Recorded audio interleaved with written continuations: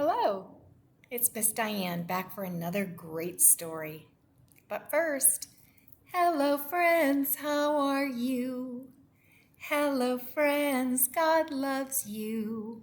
And so do I. I can't wait to tell you this story. This is one of my all-time favorites. It's such a good story. It's called David and the Biggest Man.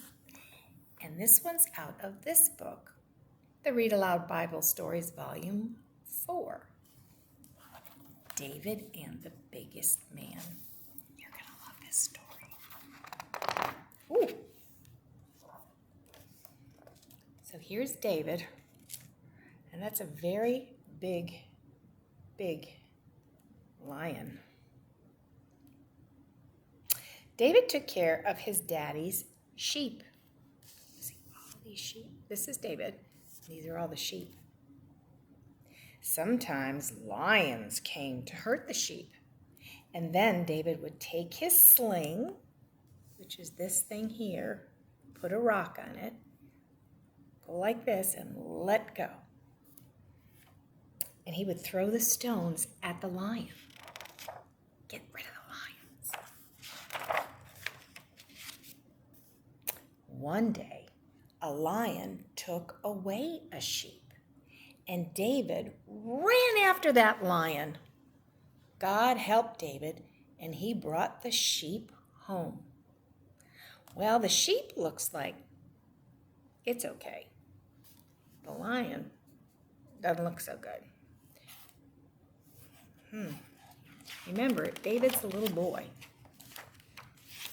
One day, a bear took away a sheep, and David ran after that bear, and God helped David, and he brought the sheep home.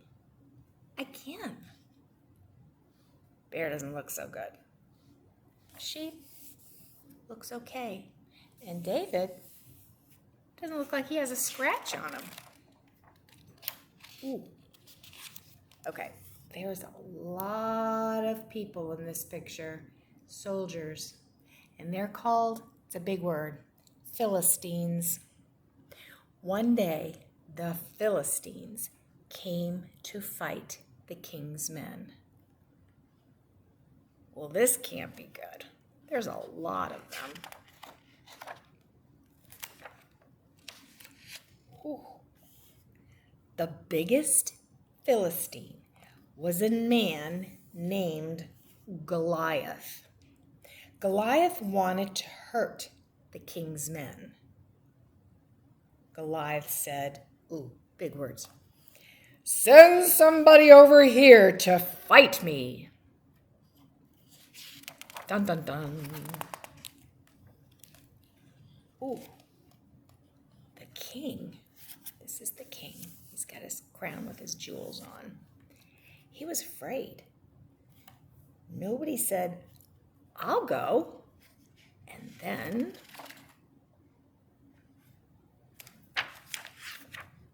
David was thinking.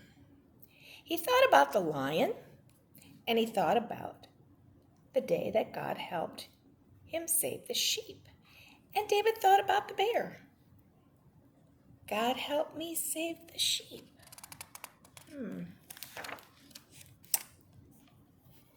So David thought about Goliath. Would God help David save the king's men? Yes, he would. Let's see what happens. So David wasn't afraid. He said to the king, "I'll fight this man. God will help me." Yikes. These are Goliath's legs, and here's little David. Goliath saw David coming, and Goliath thought, "This is just a boy. He can't fight me."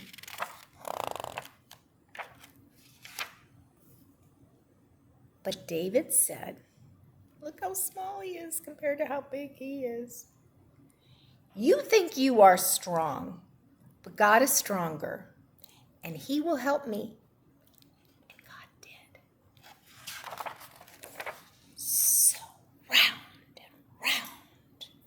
went David's sling. See it going around. And zip went David's stone. Oh, you're not going to believe it.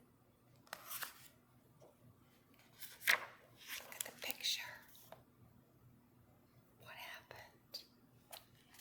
Down, down, down went Goliath. And the Philistines ran away. They were afraid. They said, "We're out of here." And David went to see the king.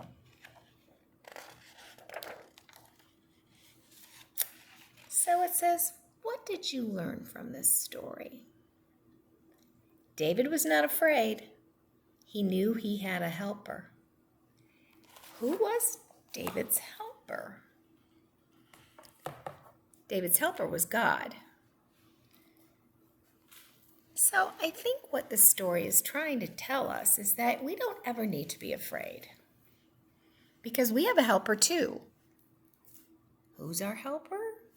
God's our helper. So whenever we're in a scary, scary place or a scary situation, we know we have some help. And we can ask for help through prayer and ask God to help us. Sometimes a very simple prayer like, "Help me, God," is all we need. And God hears us and helps us, because look at how he gave a little boy the strength and the courage to stand up to bears and lions, and also a great big soldier named Goliath. And he wasn't a very big boy. He was a small boy. But God was with him and would help him. So let's say a prayer. Dear Lord, thank you for always being with us when we need you. And we know whenever we ask, you'll be there to help. Just like when you helped David. Amen. Well, I hope you're well, and I hope you're doing great. And I hope I see you in a couple weeks for Vacation Bible School. We're going to tell the story of Moses, and it's going to be really, really fun. So I hope you'll join us.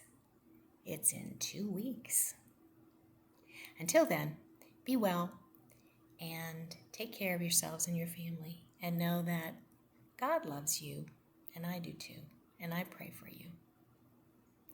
So until we see each other again, be well, take care of yourselves, and I'll talk to you next week.